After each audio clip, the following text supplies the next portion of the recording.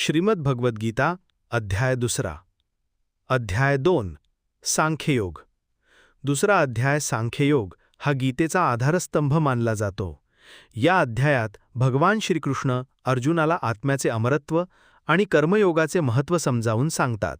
श्रीकृष्ण म्हणतात, तू ज्यांच्यासाठी शोक करत आहेस ते खरे तर अविनाशी आहेत. आत्मा कधीही मरत नाही. शरीर नश्वर आहे, आत्मा अमर आहे. येथे श्रीकृष्ण अर्जुनाला स्थितप्रज्ञाची लक्षणे सांगतात. स्थितप्रज्ञा म्हणजे तो व्यक्ती जो सुखदुःख, मान अपमान, जय पराजय या सर्वांमध्ये समभाव ठेवतो. त्याचे मन स्थिर असते. आपल्या जीवनात अनेक चढउतार येतात. अशावेळी आपले मन स्थिर ठेवणे आणि कोणत्याही परिस्थितीत विचलित न होणे किती महत्त्वाचे आहे हे हा अध्याय शिकवतो. कर्मण्य अधिकारस्ते मा फलेषु कदाचन हे प्रसिद्ध वचन याच अध्यायात येते, ज्याचा अर्थ आहे की कर्म करणे हे आपले कर्तव्य आहे, पण फल काय मिळेल याचा विचार करू नये. आपले लक्ष फक्त आपल्या कर्मावर केंद्रित असावे.